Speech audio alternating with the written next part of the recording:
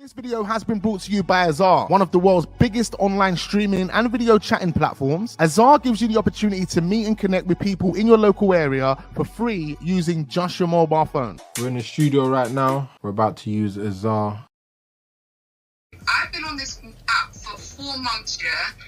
Everybody, I shit you not, everybody on here today is like, you here for Krypton Conan, huh?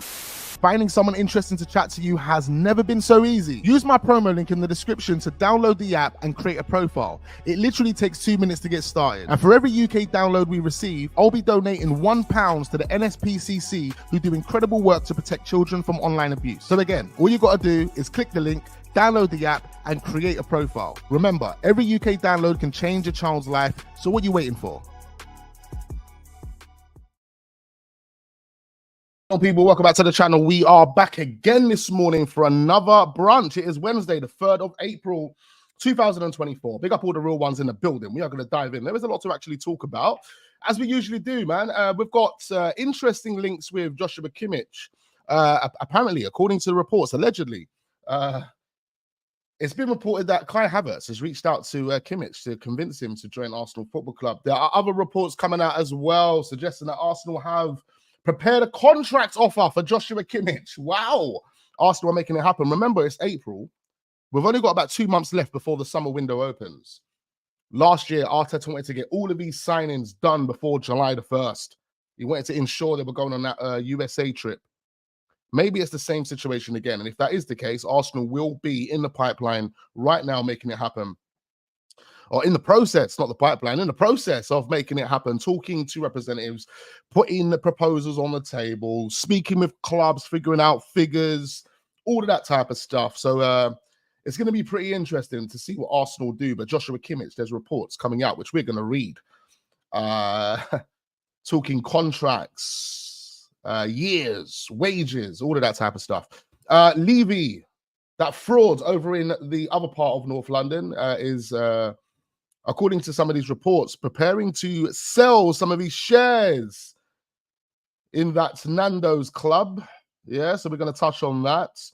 The management situation going on at the moment with Bayern Munich, Liverpool, potentially Manchester United, all of that. We're going to be touching on that. Other links with Arsenal as well. Striker links, defensive links, midfield links. There's a lot to touch on. Pause. Make sure we are hitting the like button. Do subscribe to the channel if we are new. Turn the notification bells on. All of that. I big up my guy J Dub in the building. Big up Sean in the building. Big up Luke in the building. Big up Phoebe in the building. Big up Tope in the building as well. Big up Sergio. I see you. Big up King Buck in the building. I see you. This is what it is. I see you. We are playing tonight. We're playing Luton tonight. 7:30 kickoff, I believe it is. Games are coming thick and fast. I told you guys the other day, Arsenal are playing a game every 3 days. Every 3 days up until the 23rd. The 23rd of April is the last game of this sequence. And then we have like a 5-day break before we come back again. Pause. Trust me, it's mad. It's mad. The games are coming thick and fast. And I'm all for it, man. I love it. I love to see it. And I know you guys love watching it. So what we complaining about? Big up Raymond in the building. I see you guys. Obviously, Premier League games were on last night. I was invested in the Newcastle and Everton game. I'm not too sure what games you watched, but just to kind of give you guys a recap on yesterday's results, we had Newcastle and Everton 1-1 draw. Unfortunate for Newcastle. I think they should have won the game. They gave away a stupid penalty in the 88th minute or something like that. Dominic Calvert-Lewin banged that one in and equalised for Everton. But Newcastle should have won the game. Sad times for Newcastle. I looked at the league position, the league table this morning. I thought, you know what? They find themselves in a decent position. It's not the same position they found themselves in last season, obviously finishing in the top 4. But Newcastle, I believe, are 8th right now. 8th in the league, and that can change. They can still get into those European positions. And in other games, we had Fulham get slapped up by Nottingham Forest 3-1. Never would have expected that. Fulham have been on a mad run, got some good players, a manager that plays good football. But then the same can be said for Nottingham Forest. You have to be honest. They've got a good team. They've got good individual players. They've brought in, Santo, new manager, new style. And they, they put it on. They stuck it all over Fulham yesterday, beating them 3-1. Burnley, another team, are Burnley going to survive? Burnley's only got 8 games left. 8 games left to make that determination. They're on a 4-game unbeaten run at the moment. They haven't lost a game in the last 4 games, which is pretty awesome. 3 draws, 1 win. And if you look at the teams they've actually drawn against, they drew against Wolves yesterday, 1-1. Could have won the game, in all fairness. They drew against who else did they draw against? I think they drew West Ham 2-2, and they drew with Chelsea 2-2. You look at the teams that they're actually drawing with, getting points from. You know, Burnley do look like they're coming together now. It might be a bit too late, but it does look like they're coming together now. They're thriving, they're working hard, they're putting together results, performances, and they've got a good manager in company who's still learning his craft, and one day will be a successful manager. I do believe that company will one day be a successful manager. He just has to learn the way Mikel Arteta had to learn. Unfortunately for company, he's working with Burnley. They don't have the resources of an Arsenal, but he will make it. And let's see how the next couple of results go for them. They beat Brentford in that run as well, beating them 2-1. So Burnley look like they've turned the corner and might be able to make something happen. They've got some tricky games coming up as well, but they've got some winnable games coming up. So let's see how Burnley manage it. Bournemouth beat Crystal Palace 1-0. Crystal Palace, they're sitting about 13th in the league. I think they're kind of okay about avoiding relegation. I think they're like 9 points in front, but not the greatest of times for Crystal Palace. Bournemouth as well. Unsure, a lot of uncertainty around Bournemouth and what's going to be happening with them. Are they going to be going down? Are they going to be have they got the quality to stay up? Who knows? West Ham and Tottenham. Yes, the frauds. Tottenham, the frauds. Another draw for Tottenham. Tottenham keep throwing away points. We do play Tottenham in this period as well coming up. I think in the next month or so. I'm not scared whatsoever. They are open. They're defensively open. They're always leaking goals. Obviously, they've got a good attack, but they're always leaking goals. I think we're going to slap Tottenham. They don't worry me one bit, to be quite fair.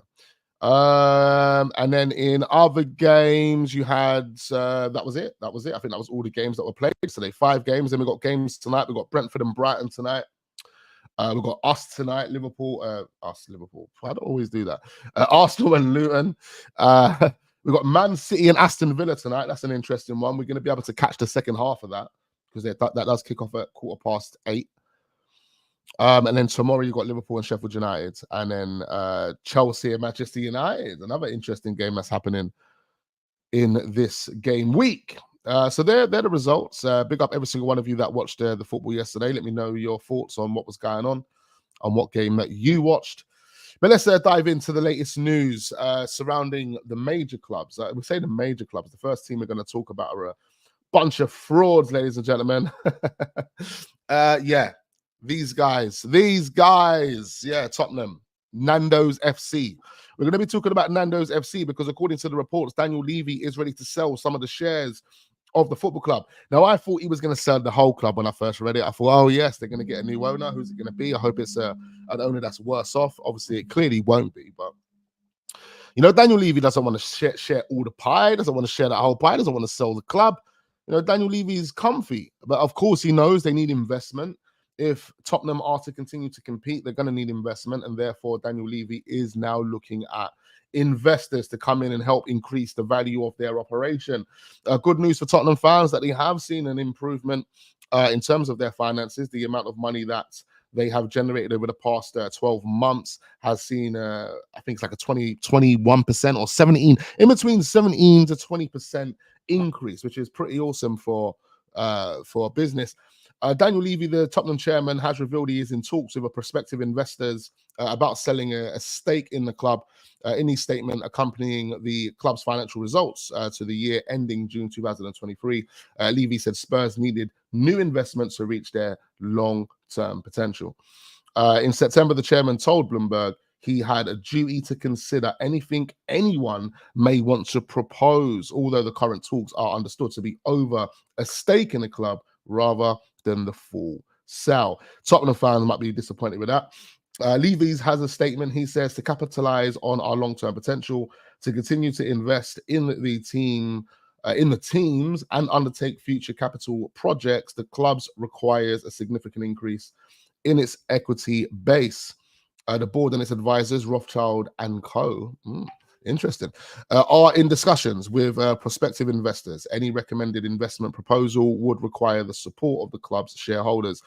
But yeah, for Tottenham fans, which is really positive, Spurs announced an increase in revenue of 549.6 million, up 24%. So I was close. I thought it was like 17 to 20%, but I was close. 24%, which is a good increase, especially on for a football club that are generating millions and millions. But yeah, Tottenham could have new owners step in. They could do the Manchester United project. That is what it looks like, ladies and gentlemen. The Manchester United project is going to Spurs, where he's going to sell a small portion of the business, and they're going to come in and more or less call the shots. But he obviously wants someone that's got big dough. Yeah, big dough, who can come in and help with increasing the financial operation here at this Nando's football club. Who can do it? To be fair, I would be more worried about our match with Wolves, not Spurs or Brighton. Yeah, Brighton have looked shaky. Spurs have been shaky as well. Big up my guy Aiden in the building as well. Big up Alex. Now, my love and respect to you. Did you hear Kevin Campbell on Sky Sports saying Arsenal are winning it all? Hey, big up Uncle Kev. I need to reach out to him and get him back again, him and Lee, for Raw and Uncut episode 2. We definitely need to do it. Big up Uncle Kev, man. I didn't even see that though. I'm doing very well, Aiden. I was ill yesterday. I feel better today. I do feel better today, but it's because I've been on bare vitamins or vitamins, whatever we want to call it over here, and paracetamols and shit. It'll probably come back in the next couple of hours, I'll tell you. And paracetamols are really helping me right now, I'll tell you. Big up Mendes in a building. Nothing but love and respect to you, man. Big up all the real ones. Make sure we are hitting the like button. Do subscribe to the channel if we are new. And turn on notification bells on. All of that Arsenal play today. I can't wait for it. Arsenal slapping up Luton 4-0. With all due respect to Luton, with all due respect to my guy Darth Vader, who probably is watching in the background there, Luton are set to get slapped today. We need to make sure we continue with the GD. The GD, because Liverpool are creeping. Liverpool are only like 6 goals behind us. Dominic Szoboszlai has got a lot of energy right now. He's giving winners mentality. I have to be honest. He's giving winners mentality. He is basically saying, listen, every single game is a final. Every single game for Liverpool is now a final. And we need to be aiming to score 16 goals per game. I was like, what? This guy is on smoke. But you know what he's showing? He's showing, man, how much competition, how of a sick final 8 games we've gonna have. You know, it's gonna be absolutely epic in terms of Liverpool, the intensity in those games, the intensity in these Man City games, the intensity in these Arsenal games. It's going to be crazy, and it's going to go down to the wire, literally, in every single game as well. We need to be on our toes. We need to be on our A game. Like Mikel Arteta said it, I think, yesterday in his press conference. He said, listen, we have to throw away the egos, boy. No egos, none of that. We have to focus. Anything can happen. If we slip at any moment, it's all done. And it's facts. It's facts, man. We need to remain super focused.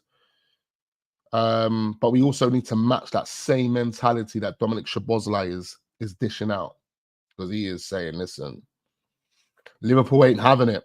I did say a little while ago, I reckon Liverpool are going to win the Premier League. I made them favourites around October, November, around that period. But let's see what happens, man. Let's see what happens. Now, we've got this management situation going on. We've been speaking about, Liverpool's next manager, and Chelsea potentially looking at next managers, and Barcelona's next manager, and Bayern Munich's next manager. I told you there's going to be a manager circus in the summer. It's going to be crazy. There's going to be a number of teams looking for managers, and this is definitely the number one spot to keep yourself up to date with who's going where and so on and so forth. So make sure you subscribe, turn your notification bells on, all of that type of stuff. But it looks like there's been a change. Now, yesterday we were speaking about Ruben, can't even get his name out there, Ruben Amorim. There we go. Ruben Amorim. Sorry, I'm still blocked up. I'm sure you can hear it. But we were talking yesterday about Ruben Amorim joining Liverpool. And it does look like Michael Edwards really wants to push for Amorim to be the Liverpool manager after Klopp. That's what he wants to do, right? However, Barcelona are really trying to wrap this deal up. Barcelona, according to The Independent, are looking to wrap up the deal for Ruben Amorim as a replacement for the departing Xavi, while Liverpool and Bayern Munich reassess their options after Xavi has decided to stay at Leverkusen. Now, it's crazy that they're saying this because a lot of the reports are basically suggesting that Liverpool are winning this race. This will be Liverpool's next manager. They will not go for Robert De Zerbi. Bayern Munich seem like the team that are favourites to sign Robert De Zerbi. If they don't sign Robert De Zerbi, then they'll be looking at Nagelsmann again, which is slightly embarrassing, as we said yesterday. But if Barcelona decide that they're gonna go gun ho for Amorim and they're gonna put all the money down on the table for Amorim, what does Liverpool then do? And this is extremely interesting. I'm curious to know. I'm really curious to know what Liverpool are going to do then. Who are they going to then turn their attentions to? Because there's not many managers being linked with the Liverpool job at the moment. That's what I'm saying. This is the reason why a lot of people are making Amorim the favorite. They're making him the favorite. I was going to quickly get up. Let's get this up.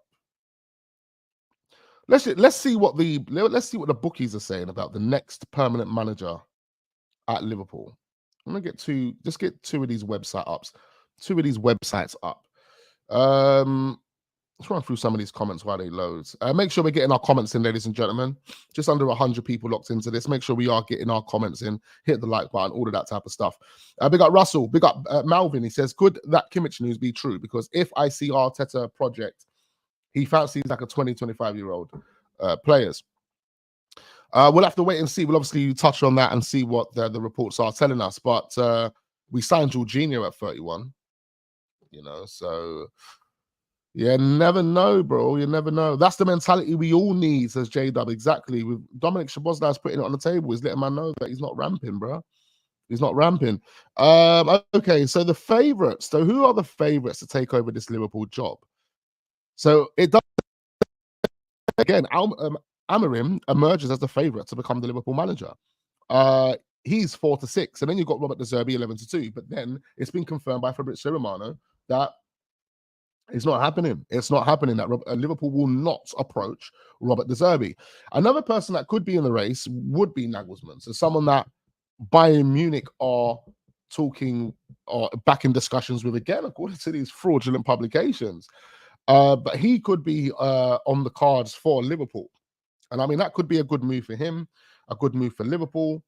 Obviously, Xavi Alonso is still on this list, but at 16-1, it's making him one of the and Thomas Tuchel as well. As Thomas Tuchel on this list, I can't see Thomas Tuchel taking over at Liverpool, to be quite fair. So, I mean, again, it's looking at all these managers. The only two people I can actually say, yep, these are the two that are going to end up at Liverpool, or one of these two are going to end up at Liverpool, is Ruben Amorim and Julian Nagelsmann. I mean, no one else on that list. You got Pep Linders. I mean, he's Liverpool's assistant manager at the moment. Will the Liverpool fans be happy with that? I don't think so. I honestly don't think so. A9 says Kimmich again. I know. Come on, brother. What you need to go and watch Kimmich, bro. I don't know why you got this energy for Kimmich.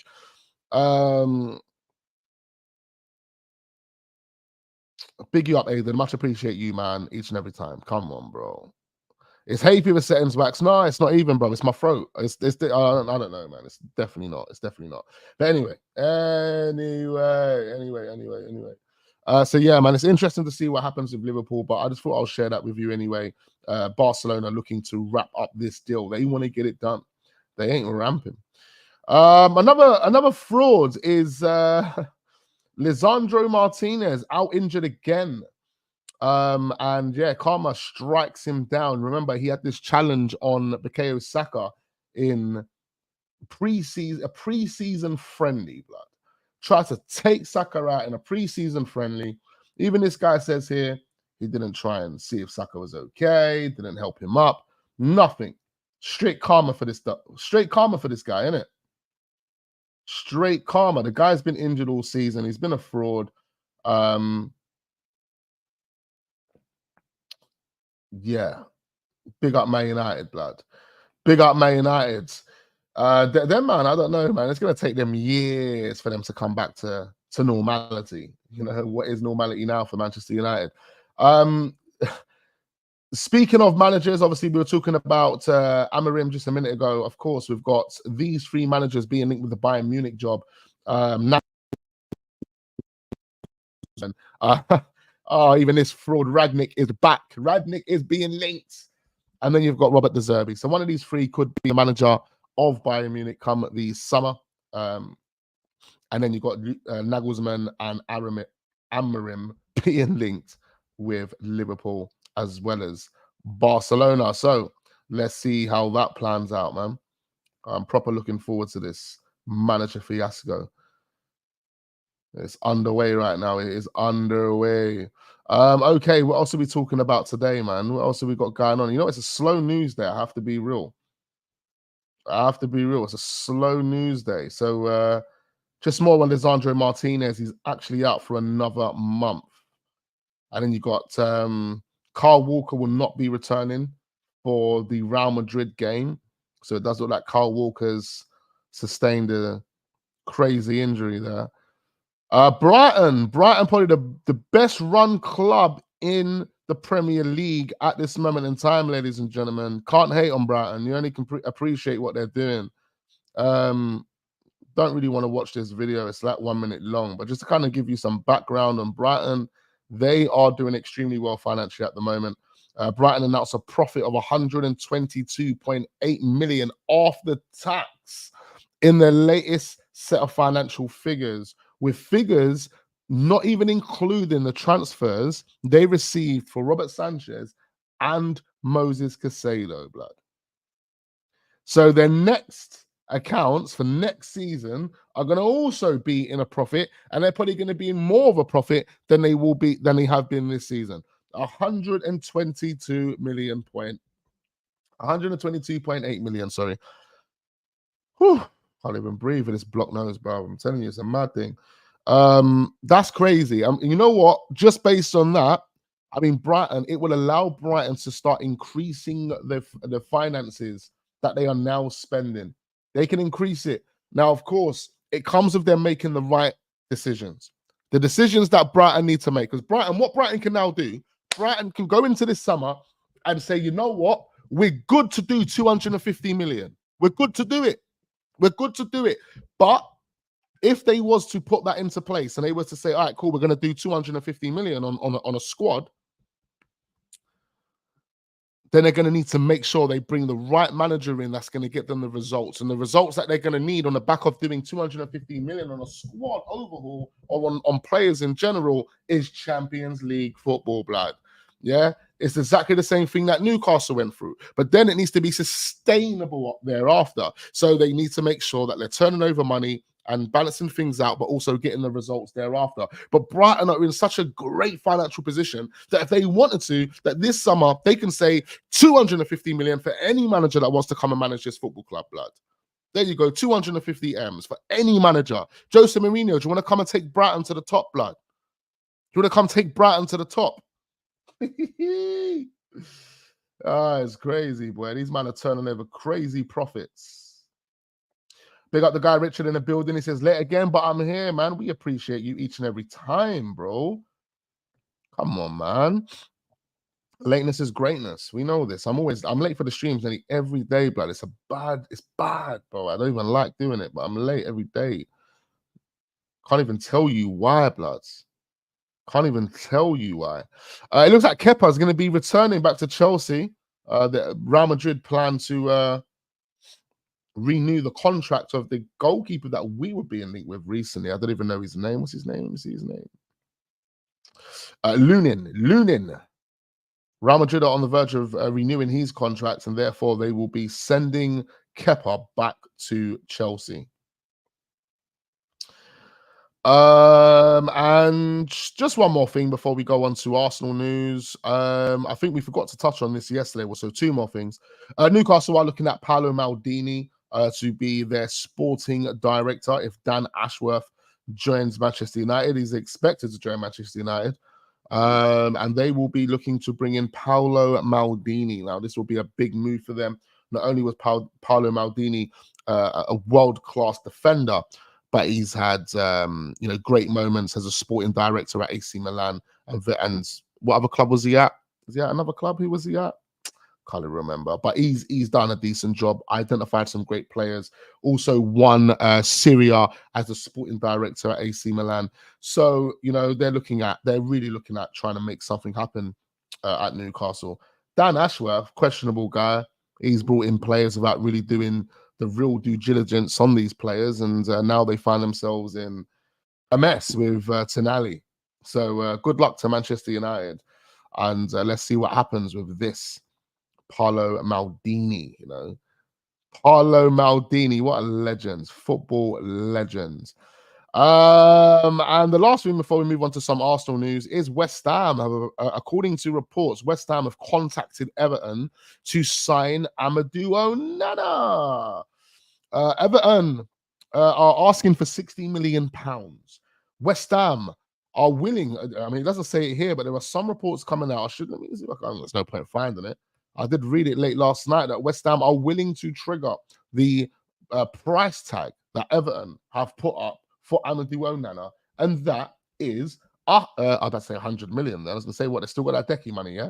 That's £60 million, blood. £60 million for Amadou Onana. West Ham ready to make that happen.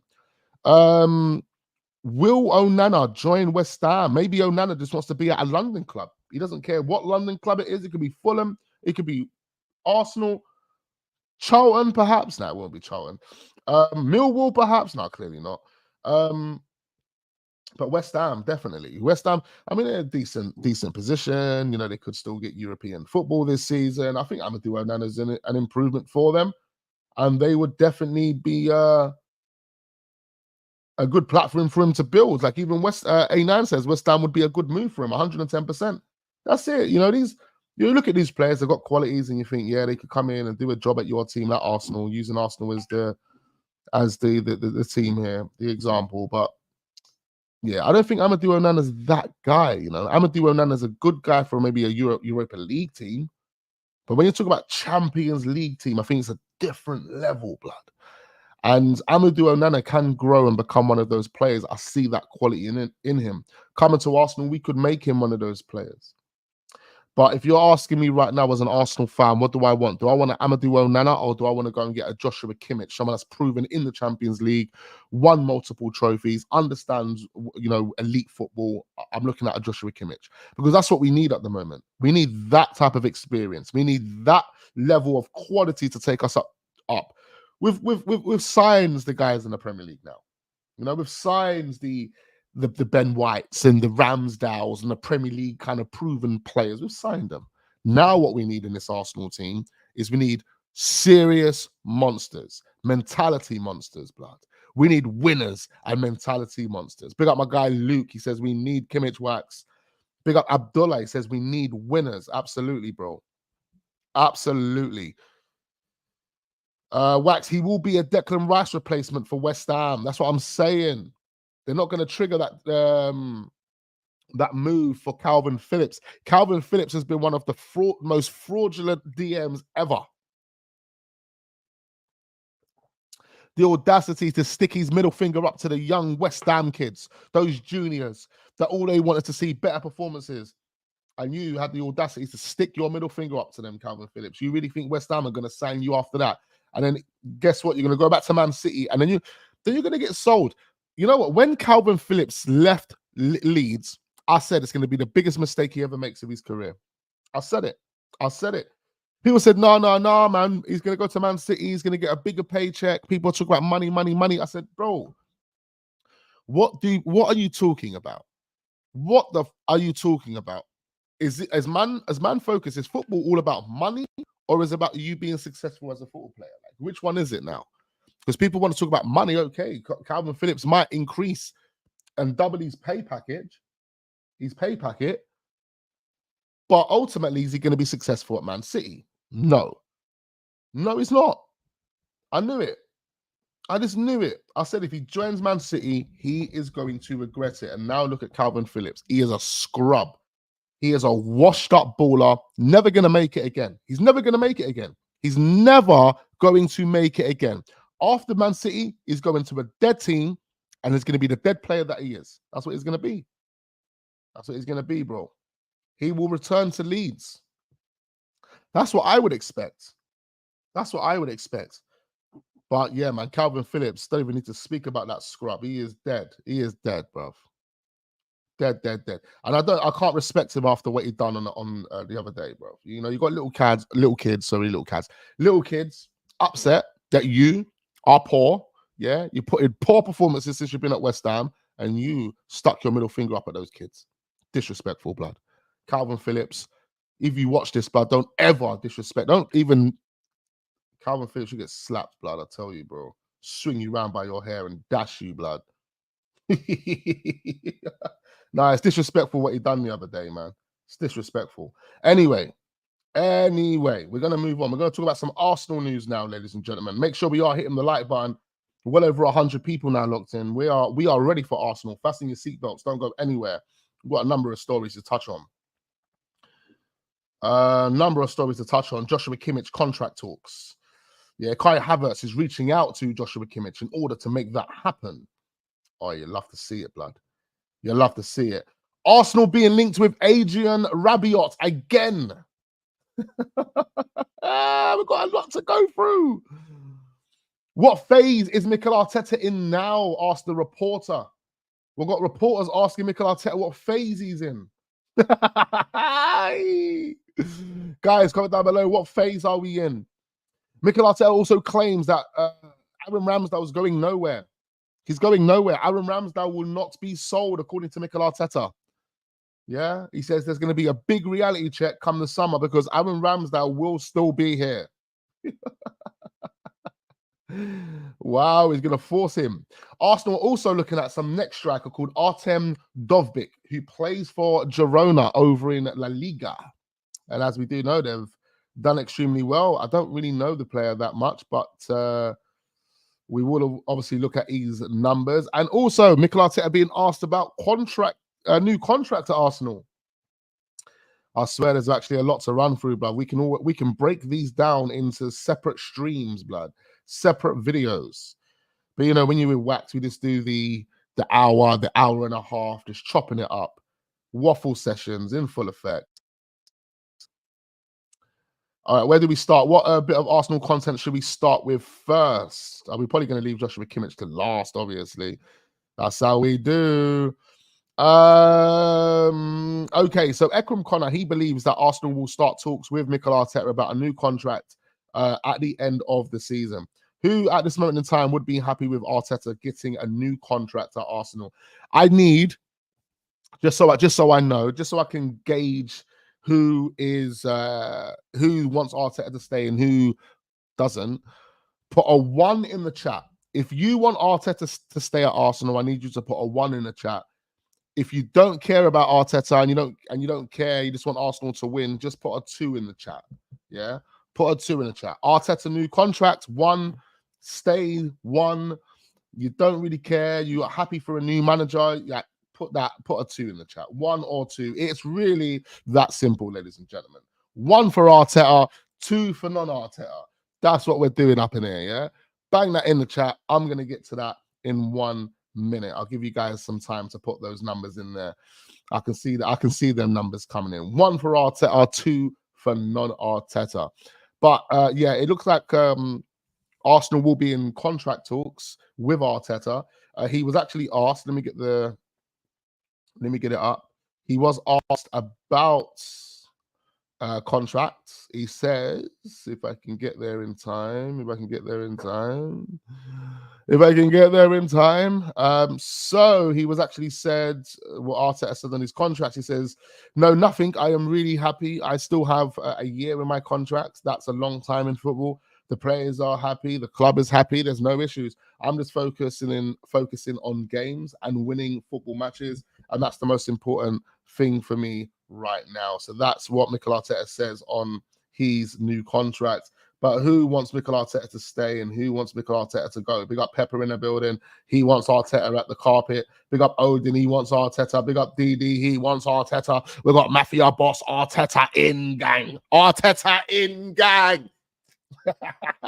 Clip it. I'm joking, blood. I'm Arsenal in, blood. I'm Arsenal in. Big up Sean. We got Afo. He's bruv. Arteta in. Luke is 1 and 2. Depends on this season. We've got Raymond 1. We've got Mike. He's 1. Everyone's banging in the 1s. They're happy with Arteta right now. You know, you got a couple 2s in there, a couple 2s here and there, but people are happy with Arteta right now. You know, people are happy. You know, they want Arteta to make it happen, man. They want Arteta to make it happen. Let's see how it goes, man. Let's see how it goes, bruv. Like, Arsenal just need to deliver. Arsenal need to deliver. That's the most important thing. Wax, Dovbyk is better and stronger than your Gyökeres. 16 goals in La Liga. Bro, what you trying to call that my guy Gyökeres, blood? Who is this guy Dovbyk? Dovbyk. Sounds like he's got a pause name. He sounds like he needs a pause after his name. Dovbyk. All right, cool. Let's switch over, man. Mikel Arteta contract in the pipeline. It seems inevitable at this moment in time. As long as he wins us some silverware, I wouldn't be too disappointed, to be quite fair. But I'm always open for looking at new managers as well, guys. I'm always open. Okay, this fraud again. Ekrem Connor, he's always on our screens on a day-to-day basis. He basically says Arsenal could make moves in the summer transfer window to sign Juventus French player Adrien Rabiot for free. Now, the player is coming to the end of his contract. There was reports coming out to say Adrien Rabiot was happy at Juventus and was going to sign an extension. Ain't heard nothing since. Manchester United and Barcelona continue to be linked with a 29-year-old midfielder. Does look like Arsenal want to maybe bolster the team with some experienced players, some older kind of players. You know, a lot of the, or not a lot of them, but some of the players that we are being linked with of recent have been of that 28, 29 kind of age, or even like 25, 26, like over that 25 bracket, 26, 20. What's Gyökeres? He's about 26 now, and he's 26. So, yeah, interesting. We might be looking to sign some more experienced players. Duvbik is like the Ukrainian version of Vlahovic. Okay, now I'm listening. Now I'm listening, cuz. No. I don't actually want to hear it. This fraud's name getting linked with us. Adrien Rabiot. You know what, though? To be quite fair, since the last time he was linked with us, he has kind of stepped up. Maybe he was playing for a move to Arsenal. Maybe he was playing for a move to Arsenal. Maybe. Because he has stepped up, man. He's played better for France and he has looked good for Juventus as well. I'm not saying that I'll take him. There's definitely better options out there. But would you be disappointed if Adrien Rabiot come in as like a backup? Like he was happy to be that backup? Like literally just come off the bench and slow the game down for us or whatever it may be? Or are you man, just literally saying no? No for Rabiot. I don't want to hear about Rabiot. Don't want to see him. Don't want to hear anything about him, basically.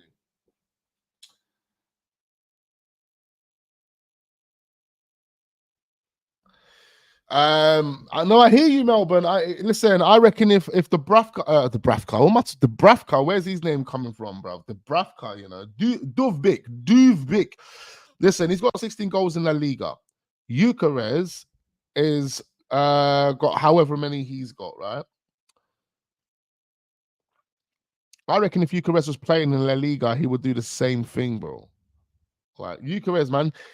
Anyway, each to their own. For me, Gyökeres is a better version of Gabriel Jesus, blood. Like I'm gonna have to do my research on Duvbyk, yeah, because I don't really know him. But yeah. J-Dub says no, not for me in regards to Rabiot. Pepper says no. Luke calls him the French Sean Longstaff.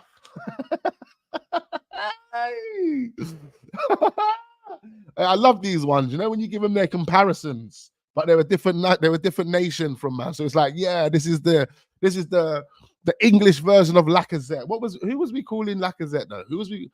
Was he calling like the English Darren Bent? Well, I can't remember what we was calling Lacazette, blood. There was names like the English this, the French this, oh man.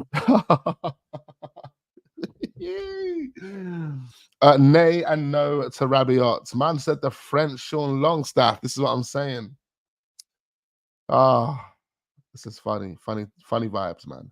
Rabiot should pay us to play at the Emirates. Big up Rizzo. Man said pay us to play. Yeah, this is a crazy one. This is an every summer one. Every single summer, without foul, Adrian Rabiot's name will be linked to Arsenal. It's inevitable. Even when he's 35, these rumors are still going to be surfacing.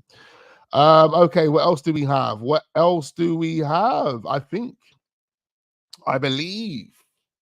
I honestly believe that we are at the main topic of discussion now, ladies and gentlemen. Main topic of discussion. Okay. Let's put it all on the table. Joshua Kimmich to Arsenal. Looks like it's going to happen. We are now in a process of trying to speak to players, convince players, get representatives on board, put the right money down on the table for players. Joshua Kimmich has been linked with a move to Arsenal now for a number of weeks. This has become stronger and stronger as time goes on. And I'm starting to believe that this is a player that Arsenal will aim to push for, especially with what's coming out over the past couple of days, so on and so forth. We've got this report here saying Kai Havertz has reportedly had a private chat with Bayern Munich's Joshua Kimmich to find out how interested he would be in joining Arsenal. Okay, not too sure how true it is, but Football 365, they're suggesting that's the case.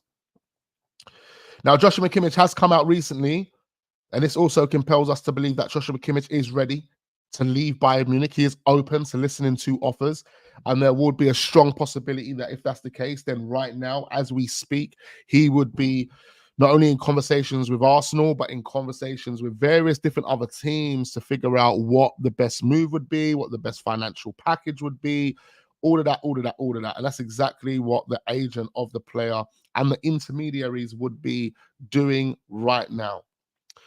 But Kai Havertz has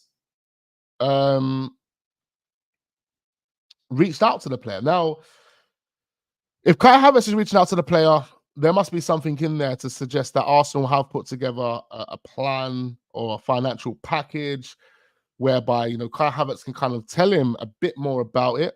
Not the finer details, because you haven't ironed anything out yet, but it's kind of like, yeah, this is roughly what you could earn if you come and played for Arsenal. And that's interesting. However, we've got another report. I was going to quickly find it. There's a few different reports coming out, actually. So we've got this one. So it says Arsenal are planning to offer Bayern Munich's 29-year-old German player Joshua Kimmich a 2 + 1 year contract at the end of the season.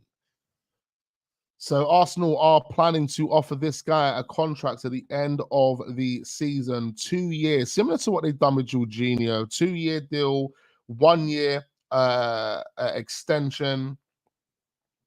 And you have to then think, oh, well, what would the fee be? What would the fee be? Wages probably looking at, 180, 200K, maybe a little more than that. But if Kai Havertz is speaking with the player, and then you've got, some people online talking about 3-year contract offers or, things like that, then something must be in the pipeline. Something must be in the pipeline, because every single year I've sat here for like 4 years now. I think this is going to be like my 4th summer on YouTube doing transfer updates. Yeah. So I've read loads of different publications. I've read literally everything. And I've put dots together. I've connected with people. I've told you, man, my feelings towards a transfer based on research and information that I read surrounding that transfer. And again, I was kind of compelled to believe that Arsenal would sign Declan Rice last season before any real confirmation was given. that we would sign Declan Rice. And it's just because of all of the information that was out there. And when you read it and you look at it and you kind of put 2 and 2 together, it's like, well, this seems inevitable. It seems inevitable. And it's the same kind of thing with Joshua Kimmich. There's no one else out there at this moment in time, other than the Gyökeres deal, that will compel us to believe that, all right, cool, Arsenal are really prioritizing these players. Nothing else is out here. It's only Joshua Kimmich and Gyökeres, and they're 2 players at the moment. And you could throw Diamande in there, but these 2 players in particular, Gyökeres and Joshua Kimmich, these are 2 players that not only are being heavily linked with a move to Arsenal, not only is there reports coming out every single day that compels us to believe that Arsenal are really trying to make something happen with these 2 players. But these are 2 positions that Arsenal guarantee want to fill. 100%. Arsenal, or Mikel Arteta, wants a striker that can play in various different positions. Fact. We know that. And Gyökeres is that guy. He can play on the left, he can play on the right, he can play down the middle. So that, again, that's also compelling to believe. Then you've got Joshua Kimmich, who plays as a right back, who also plays as a centre midfielder, a position that Mikel Arteta wants. He also plays as an inverted left back, inverted right back. So he cuts inside, also what Mikel Arteta wants. You're looking at the profile of the player as well, the mentality of the player. He's hungry, he's a monster. Same with Gyökeres, works hard, never been injured. Gyökeres has no injury record, ladies and gentlemen. A 25, 26-year-old player has no injury record. That is crazy. We don't even want to jinx it. He'll come to Arsenal and get an ACL, blood. I don't even want to jinx it. Everyone touch wood right now. Everyone. But touch wood, that needs a pause, don't it? Does that need a pause? Does touch wood need a pause? I don't know what needs a pause these days, blood. So, yeah, this is another reason why I'm compelled to believe that these 2 players, Joshua Kimmich and Gyökeres, are 2 dons that Arsenal really want. Oh, actually, another player that we haven't spoken about, that's actually on the thumbnail, is a striker that is also in Portugal. And it's Evanilson. We will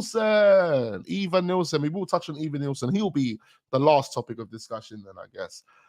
But yeah, Joshua Kimmich is apparently being offered a 3-year contract by Arsenal, 2 years with an extension, a 1-year extension, similar to what we've done with Jorginho. Makes sense. Sounds like Arsenal would do something like that. And he fits the profile. He fits everything that Mikel Arteta is doing here at Arsenal when we're talking about Joshua Kimmich. You're looking at Victor Gyökeres. He fits everything that Mikel Arteta is doing here at Arsenal. Both of these players, blood. Both of them. Out of all the links that we have, out of all of the players that Arsenal are being linked with, the Benjamin Sesko's, all those strikers, big up Isak. The goal he scored yesterday for Newcastle, I think I want Isak at Arsenal as well, blood. I think I want him at Arsenal. But if you actually look at all of the players that Arsenal are looking at, all of the players, every single name that we have mentioned over the past 2-3 months, there's no player that's more compelling, or there's no 2 players that are more compelling, that fit the criteria, fit the whole full description at Arsenal, other than Joshua Kimmich and Gyökeres. So, I'm saying right now that I think these are going to be the 2 marquee dons for Arsenal. The 2 marquee dons for Arsenal: Joshua Kimmich, Victor Gyökeres. Touching wood. This is what I'm saying. There's so many things now. You just have to be like, is it a pause, blood? Is it a pause? When you're listening to someone else, you can pause for them. But when you're talking yourself, sometimes I don't know how certain men do it. And I'm so wild with it anyway. I've always been wild with it, blood. Obviously, like I said to you guys, you know me. You know me, blood. I'm wild, cuz. You think I care about all that stuff? I know who I am, bro. I don't need to pause. But I just do it for the banter. I do it for the banter and the fight and the vibes. Waxman, I don't know why you want Kimmich in midfield. He's an RB.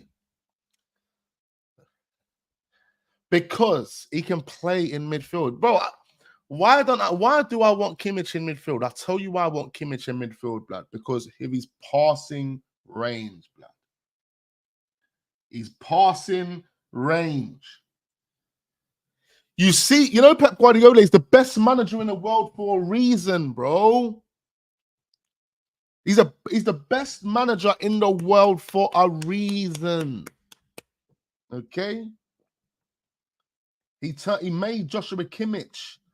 He made Joshua Kimmich a CM for a reason, bro. Yeah, he can play that right back role. He's dainty, blood. He looks more dainty than Timber. He looks above. But that doesn't faze me because I know the quality of this player, and he got made a DM for a reason. His passing range, his vision, his understanding, his reading of a game. This is what you have to understand. He doesn't have to do much. As a number 6, he's got Decky next to him, cleaning up, destroying, while Kimmich just sits there. All Kimmich is gonna have to do is just sit there, jog in space, just jog in space, call for the ball, boom. Martinelli's in, Saka's in. Yeah, that's what you're gonna hear, bro. That's what you're gonna hear, Ben. That's what I'm saying. I don't want to remove Benny Blanco from right back, even though I rate Kimmich. Preferably, I want Kimmich as the 6. Put Kimmich as the 6. Decky is the 8. Odegaard as the 10, or as the other 8. Kimmich and Odegaard together. Oh my God! Do you not understand the magic that's going to be getting created in the middle of the park? So what would you do with Ben White? Ben, that's what I'm saying. I'm not playing Kimmich as a right back. I'm playing Kimmich as a CM. I'm playing him as the number 6. What we do with Jorginho is exactly what I'll do with Kimmich.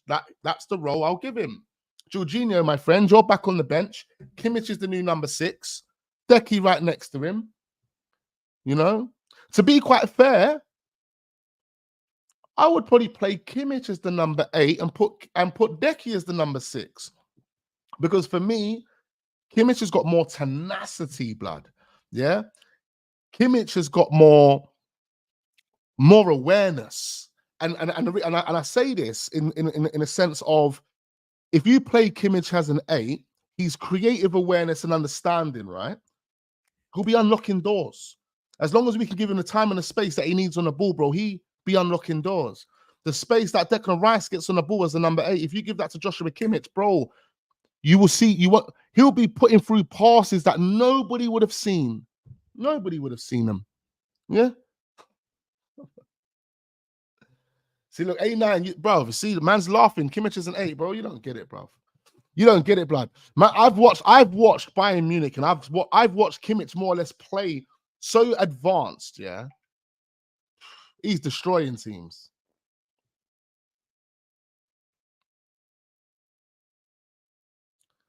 But A9, I have to start questioning your football knowledge, bro.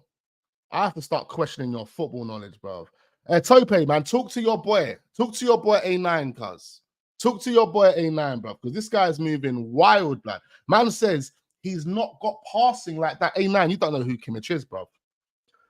Bro, A9, you don't know who Kimmich is, bro. I don't know who you... Bro, what football are you watching, blood? Seriously. Fully don't know who Kimmich is, cuz. Man, fully don't know who Kimmich is. Come on, Abdul, tell your boy, bro. Tell your boy who Kimmich is. My man says Kimmich doesn't have a pass on him. He's got to be trolling, innit? He loves this. A9 does this purposely because him and his boys are clipping me, blood, ain't you, blood? I see you with your flipping Cavossier bottle in your hand. I see you, bro. Now, he's definitely trolling, but Kimmich is like one of the best passers in the game, bro. I don't know what man's watching. He is lethal with it, bro. He can pick out a pass from anywhere. He'll pull it on a plate for everyone. Kimmich provided the cross from the right-hand side for Coleman's winning headed goal in the 2020 UCL final. That's the type of player we're bringing in, bro. Yeah?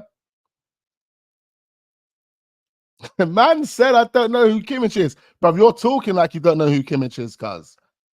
You're talking like you don't know who Kimmich is. How can you say man ain't got a pass like that? That's mad, bro. That is mad. You're making me want to put clips of Kimmich on the screen right now just to show you how what type of playmaker you're dealing with here.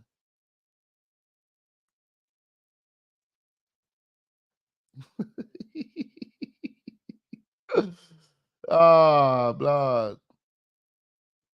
Big up my guy Tope though, man. He knows. I know Tope knows ball though. That's it. I know Tope knows ball. Big up Isaac. Laurie Boy says Kimmich is dead. He ain't the same player. Not having this deal. Laurie Boy, I'm not gonna take you seriously, blood. What you drinking? Beer over there, bruv. He's already at it. He's already at the pub. He's already. He's in Trinidad, already at the pub. Bro, Kimmich is like that Range Rover with 100k mileage. Bro, see, everyone's over exaggerating, blood. Bro, and the same dons will sit there and suck off Jorginho. It's mad, bro. It's mad, bro. The same dons will sit there and suck off Thomas Partey. You guys are mad, blood. You man are sucking off Thomas Partey, yeah? And you're telling me about Kimmich? Start questioning your ball knowledge, blood. Laurie boy. Laurie boy. Morris says Kimmich is a proper player in the CM role. A9 says that cross was from RB. It doesn't matter. He's a CM and an RB, fam. Doesn't matter what you say, guys. Doesn't matter what you say. He's a CM and an RB. Now, of course, it's opinions. Of course, it's opinions. It's all opinions, blood. But when people have opinions, they have opinions. That's your opinion, right? Cool. But then what happens is when people have opinions and we start taking in your opinion, people start thinking differently about you. That's just how it works, isn't it? People feel the same way about me. I don't mind, boy. But from the moment man start telling me about Kimmich can't pass and Kimmich isn't a passer of the ball like that, bro, you're gassing yourself, blood. I have to start questioning you, cuz. I have to start questioning you. Big up the youth. He says, like I said, he's an experienced and proven winner. This is what we want at Arsenal, man. I don't know what these dons want. These guys want us to go and sign Livramento from Newcastle. They want dons like that. Yeah, let's go and get Livramento. Let's go and get him. Or let's go and sign fucking I don't know. Who are we gonna sign? Yeah, let's go and get Dominic Solanke. Let's go and sign him. That's who these dons want to sign. The real question is, has he got legs? Go and see the legs that he had against Jadon Sancho the other day. That's how you know he's man watching. Man are I'm not talking about you, man, but there's people in general. I'm just generalizing this, yeah. I'm just gonna generalize this. People in general will voice their opinion about a player they have no understanding about. They maybe watched him 2 years ago in a one-off game, and he don't know what's going on. Man's asking if Kimmich has got legs. Go and look at Kimmich against Dortmund. All right, Bayern Munich got beat, yeah? That's not Kimmich's fault. Go and look at Bayern Munich and their team and everything else that comes with Bayern Munich and understand why they're getting beat right now, yeah? Cool. Go and look at Kimmich in that game, bro. And he was playing defensive as well, bloods. Defensive. Yeah, bro. Wax, my ball knowledge is really good. You don't have to tell me that, bro. You don't have to tell me that.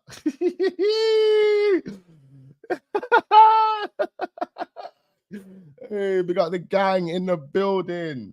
Big up Isaac. He says, it usually drifts to the right to cross the ball from a CDM role. Two, don't disrespect Kimmich. Exactly, man. Big up the real ones that watch Kimmich, bloods. He drifts out wide. Did you hear that? He plays as a CDM and he drifts out wide. He takes up certain spaces. He can also utilize those pockets of space as well, ladies and gentlemen, in those central areas where we'll just put the ball through on a plate for Martinelli. But these guys don't watch Kimmich. They don't understand what Kimmich is on, blood.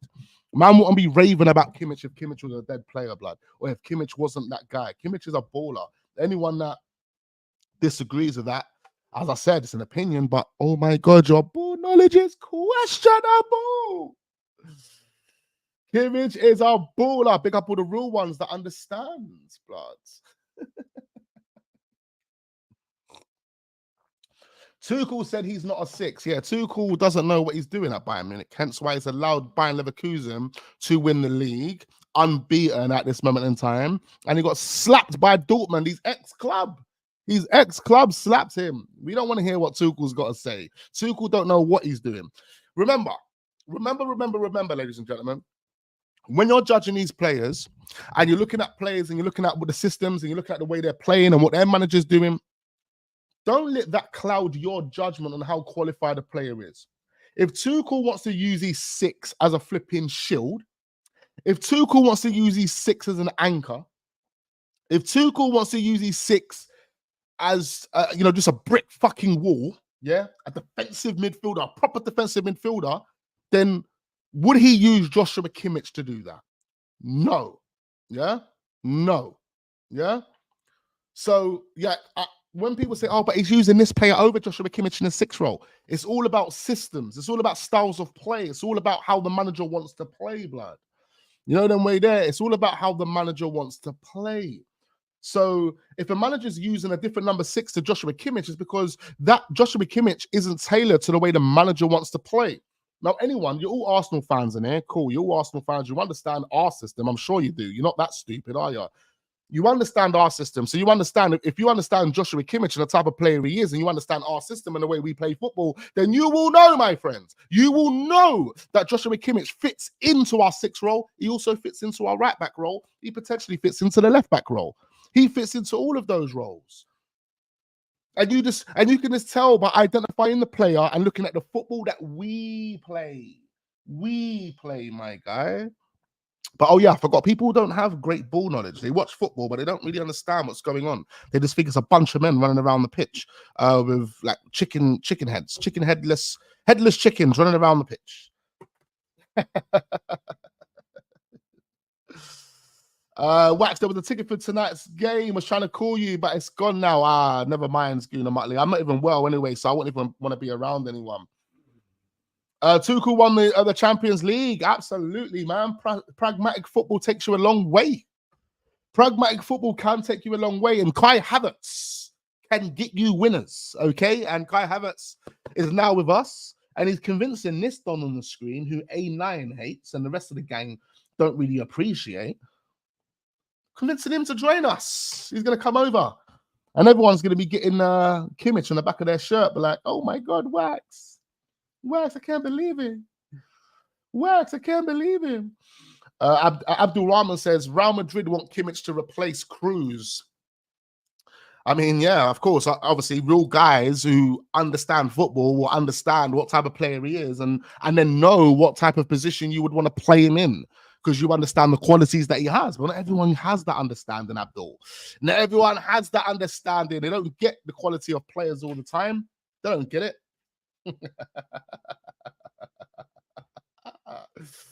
It's funny. It's a funny old game. Anyway, let's move on to the player that I forgot to talk about. Evanilson. Evanilson being to Arsenal. I don't really want this one. If this was Football Manager, then I would say yeah, we'll sign him. But not in real life, mate. Not in real life. He's only 24 years old. He's got a powerful shot on him. But I think he's even though he's got a physical presence in terms of like his build but in terms of the pace and that side of the physicality, I just don't think he cuts it. He's a slow don. This could be like bringing Lacazette back to the club. This would just be the Brazilian Lacazette, literally. He's a goal scorer, man. He's got some goals, but for me, I just don't think he's the answer, man. But there's links. He's got 11 goals this season in 22 games. Arsenal's intentions clear after they scouted the 21 goal striker at the weekend. So over this weekend, Arsenal have been scouting the player. We've got Edu sends Arsenal chief to see serious talent. Arsenal scouts in attendance to watch Porto's Evanilson. Arsenal Newcastle run rule over Evanilson. So there's a lot of talks to suggest that Arsenal and other teams are looking at Evanilson. He wouldn't be the striker for me, in all fairness. Linked FC says I'm in. Absolutely, boy. We're Linked FC on a day-to-day basis. Yeah, I just don't know if this guy's for me, man. Maybe I need to watch him a bit more, but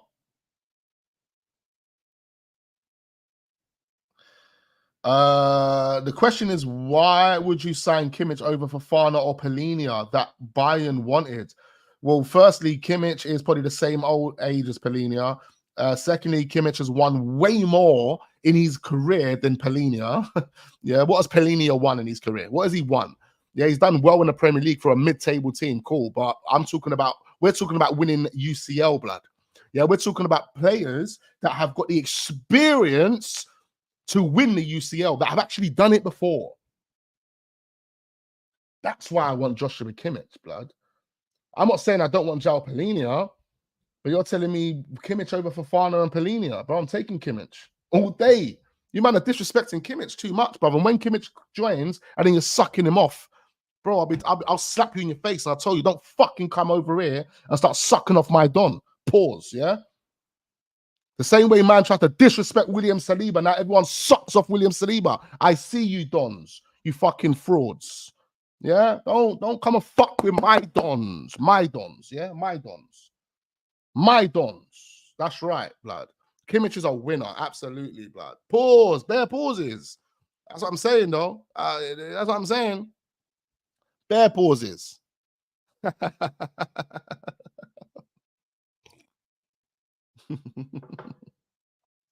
Now, my big up all the real ones in the building. We appreciate you, man. Like, it's all jokes. It's always bants and jokes. Never take it seriously. It's always opinions, bants and jokes. But you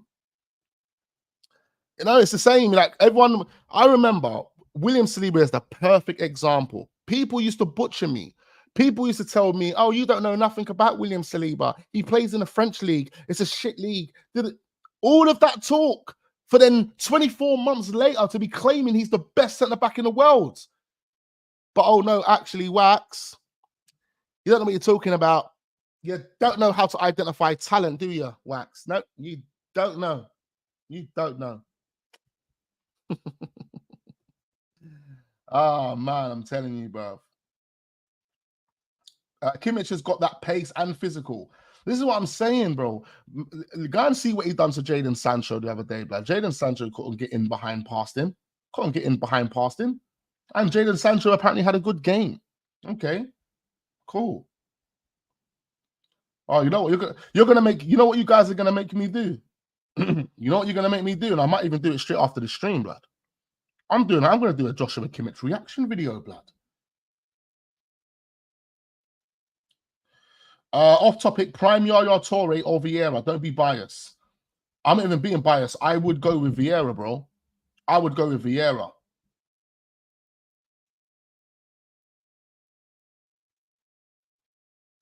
Hit up the likes, people. Come on. I don't know how many likes are on the video right now. I don't know where the mods are. I think I need new mods. Alex, you want to be a mod?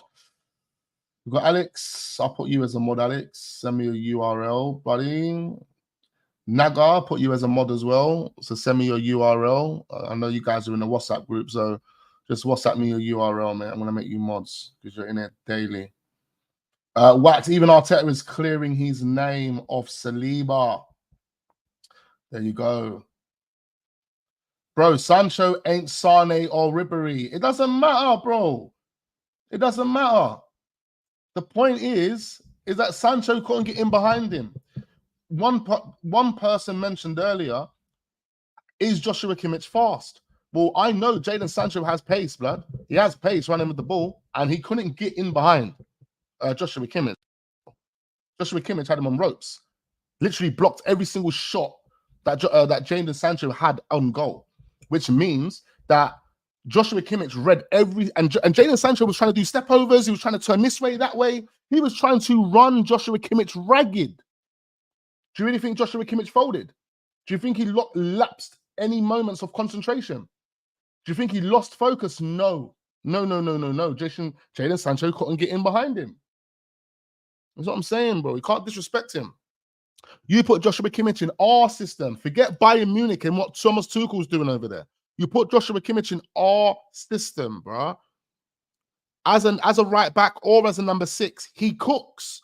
We've got the players. We've got the style of play. I just don't understand how people don't see it. How do you not notice it? Like our football at Arsenal, I swear to you, our football at Arsenal is tailored for Joshua Kimmich. Whether he plays as a 6 or whether he plays as a right back, our football at Arsenal is tailored to him, tailored. Wax, congrats on 19K. We are on the road to now 20K, ladies and gentlemen. Make sure we are subscribing to the channel. Big you up, Nago. Thank you ever so much, man. One of the real ones in the building. We appreciate you each and every time. Roll out the red carpet for Kimmich. 110%, bro. Bring him in. 29-year-old experience, Champions League winning, Bundesliga winning, every single domestic cup in Germany winning.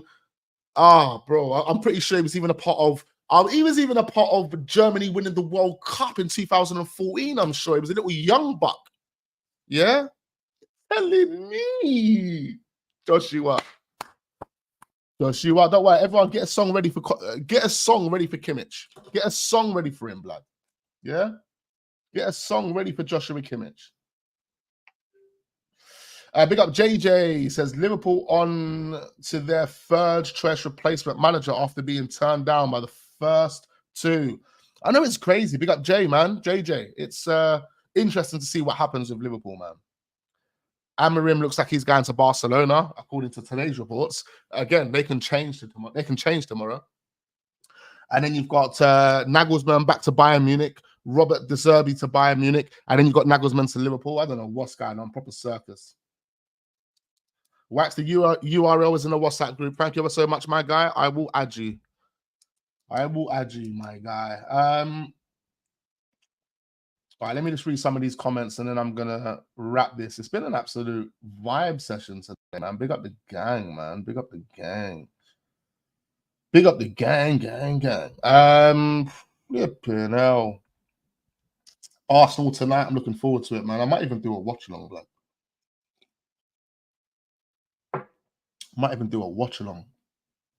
Kimmich FC in the building. Come on. Big up Undead Minion. He says, they know the team is dead once Klopp leaves. Yeah, because look, what they're going to struggle with, what they are going to struggle with at Liverpool is keeping players. I think, the Dominic Szoboszlais, the people that have recently joined are going to stay.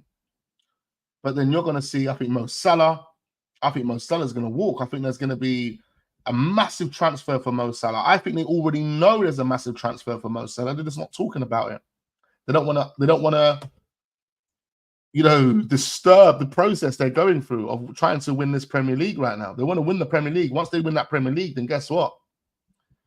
Mo Salah's going to announce that he's leaving. That's what's going to happen. And he might not even go to a big club. Mo Salah might just go and live life in Saudi Arabia. But they will lose some more players. Van Dijk, I think he will leave. I think Van Dijk joins Real Madrid. I've got a feeling that Real Madrid are going to push for Van Dijk. Do the watch along, says A. Melbourne says, I just feel the modern day football is built for strong running midfielders. Yeah. I guess so, man. I mean, Joshua's, if you're referring to Kimmich,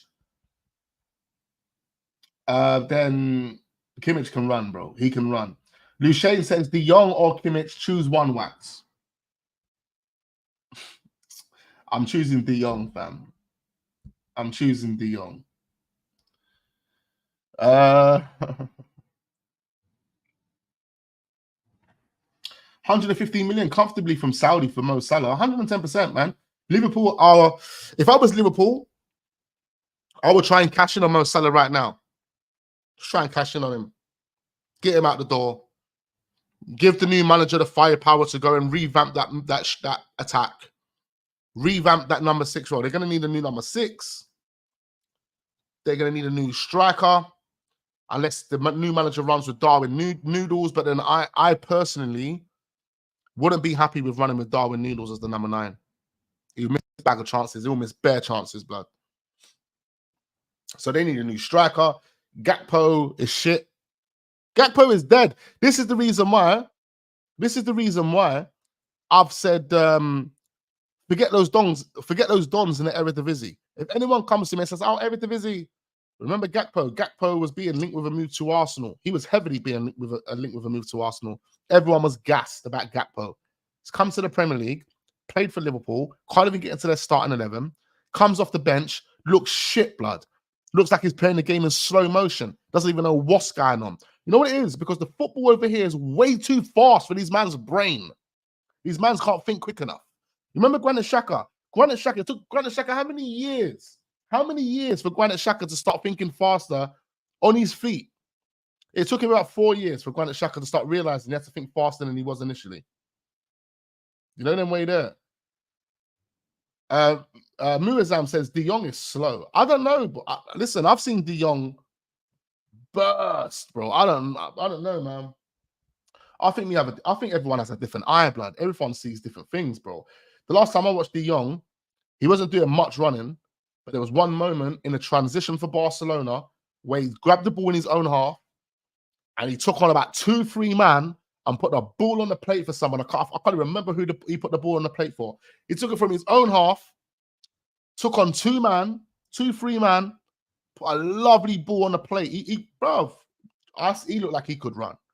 He looked like he could run to me. And another thing you have to bear in mind is when you're looking at CMs, you don't necessarily need your CM to have pace, blood. You don't need your CM to have pace.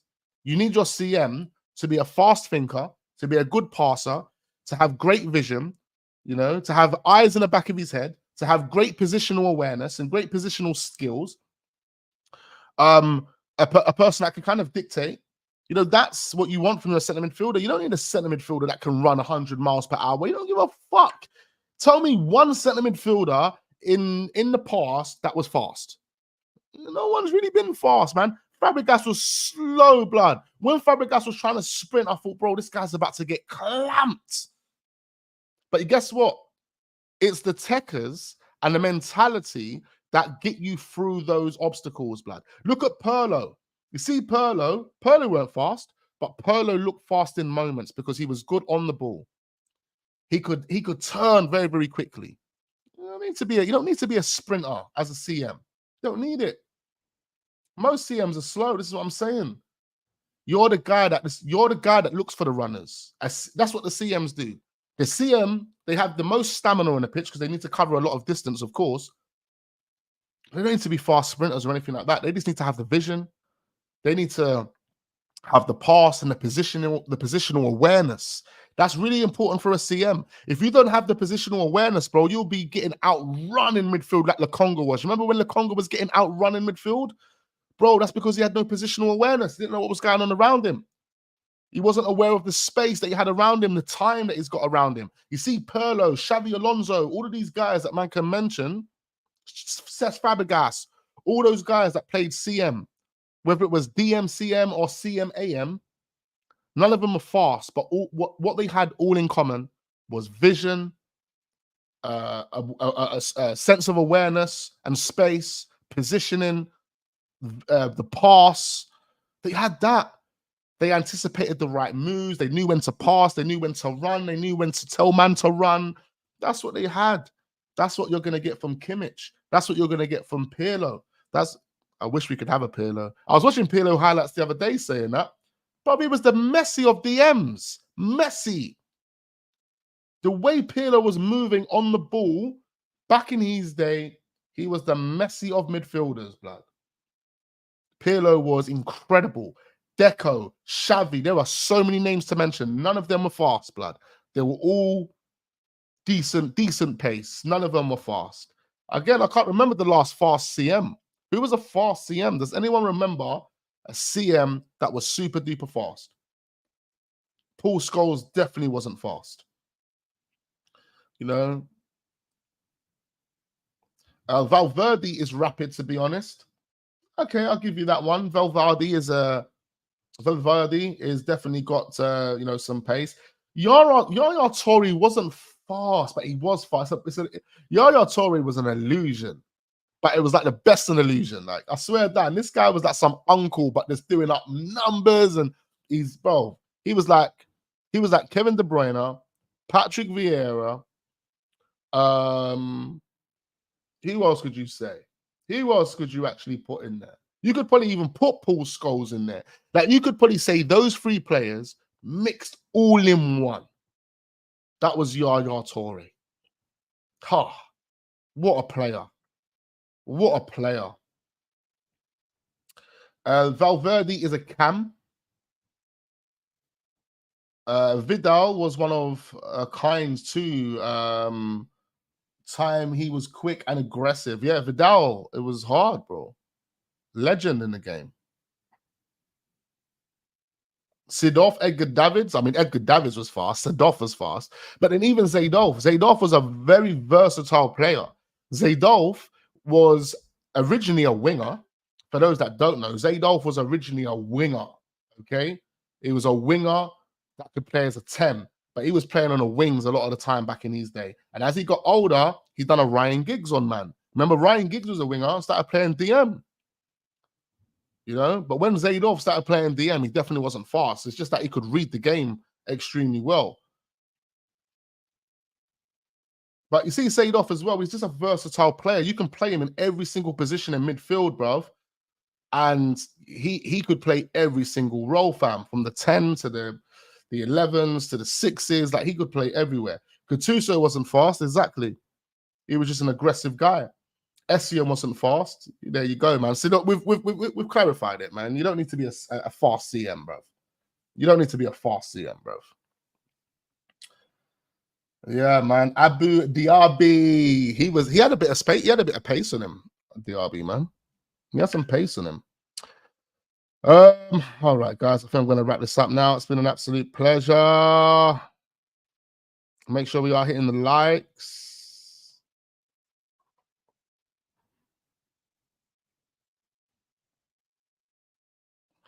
Remember Diaby, Wax. Just imagine, remember that game with Santi and Podolski and Diaby at midfields? Jeez, bro. Diaby was cooking. I remember a game, Diaby, Riziki, and who else was in midfield? I think it might have been Evanilson, though. But it was a Champions League game. I remember Diaby was cooking in that game, bro. The movement from Diaby, bro. It was that game where I thought, oh my God, we have definitely got Patrick Vieira back. Ah, what a man. What a baller, man. What a baller.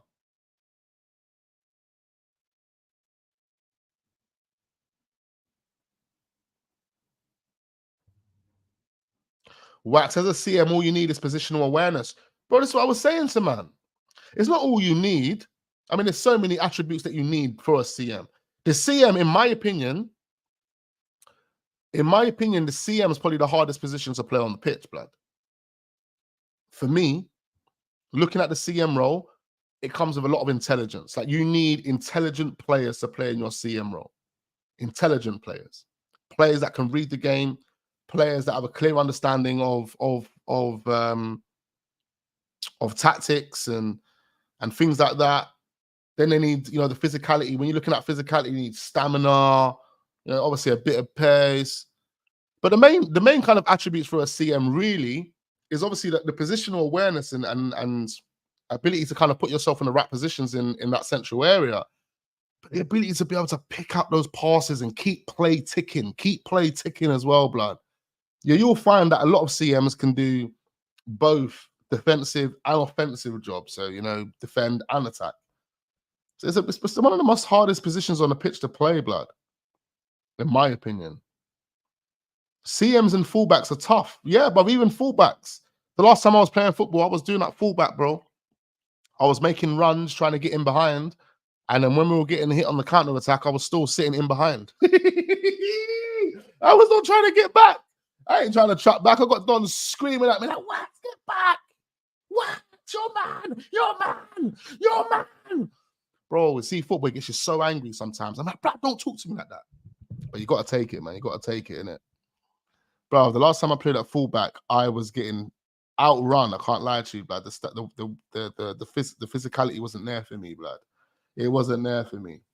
I was getting forward too much and I couldn't get back. I gotta get back. I said, yeah, don't worry, man. I'm a striker now. I'm a striker. Yeah, you might get back. Oh, fam, it's crazy. But sometimes when they're screaming your name, when you've got your coach or like even team players like they're screaming your name, telling you to do your job there, bruv, no matter how tired you are, that encouragement, that screaming and shouting can give you that boost of energy to be like, you know what? What man's screaming at me, cuz, yeah? Screaming so loud that I'll come over there and just rip your tonsils at your fucking throat. But you know what I'm gonna do instead? Don't worry, I'm gonna listen to you, my guy. And I'm gonna flipping clap this on. Yeah. Wax was doing a zinny. Literally, I was doing a zinny, blood, moving into midfield and staying there. Fuck defending. Nah, man. It's crazy, but like you're right. The fullback and the CMs are the most hardest positions to play, man. Then you got to think in Arteta's system, the most difficult position to play is probably that false nine. In Arteta's system, it's probably the false nine, the most difficult one to play. You know why I say that? It's because you got to do a lot of work. You got to do a lot of dropping deep. You got to do a lot of midfield work. Sometimes your false nine might have to do a lot of defensive work. You know, we've seen what Jesus has done as a false nine where he's dropped deep. We saw the difference with what Jesus was doing and with what Aubameyang was doing. You know, anyway there. Trust me, man. In Arteta's system, that false nine role is a killer, blood. No, wing backs are the hardest. I have to run up and down for 90 minutes. I mean, fullbacks, wing backs, more or less the same thing, really. You know, this depends. I don't know. Fullbacks and wing backs, there's not much difference, man. A wing back has just got more license to get forward. That's all it is. There is no real difference between a wing back and a fullback. A wing back will come into play when you're playing with more central midfield, central defenders. So if I play with three at the back, then my fullbacks now become wing backs because they've got the license to get forward. If I'm only playing with two centre backs, my fullbacks are now fullbacks, but they still can operate as wing backs. It just depends on what type of team we are and how we're controlling possession. If we're controlling possession, like if I'm playing a 4-4-2 and I've got two fullbacks and we're dominating possession, I mean, like we're all over them. Then your 4-4-2 starts moving and starts starts maneuvering into a more or less a different type of style, and then your fullback becomes a wing back, and you know, it's all the same thing, man. It's all the same thing, bro. You know what's happening in today's football? Everyone keeps making these new roles, these new descriptions, these new positions. Bare new things are in the game now. They're all the same shit. All the same shit.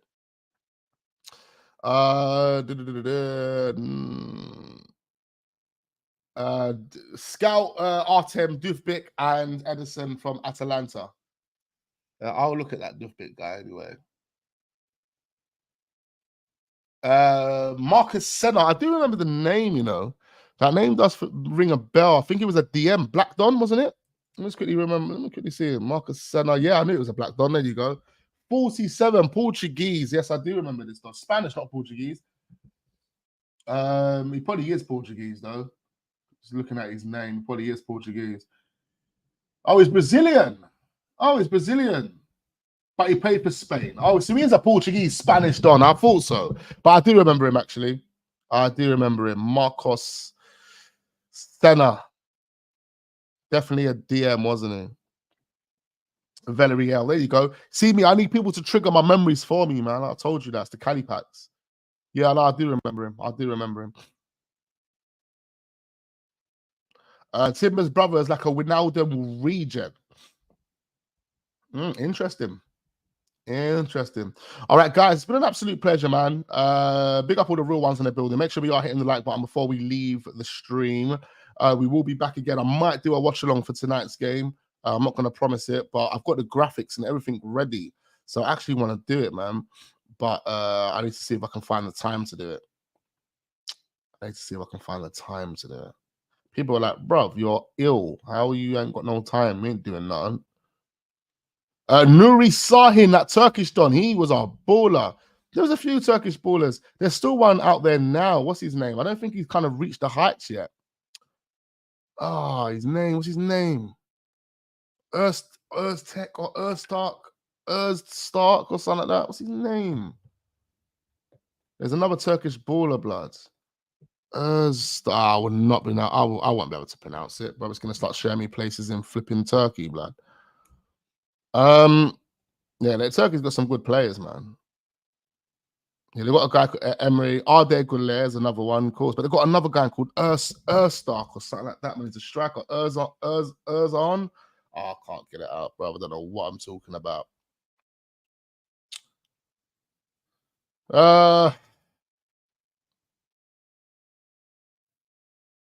Oh yes, Luton. Me and Darth should do the watch along together. That'll be interesting. Let me see if I can find the time, man. I just need to look at my schedule. I've got schedules that I work by, you know, them way there. It's not even a joke. So let me look at the schedule and see what we can do. But anyway, make sure you are hitting the like button. Do subscribe to the channel if we are new. A lovely 1 hour and 30 minutes for you guys. And yeah, I look forward to seeing you on the next one. Peace. Peace.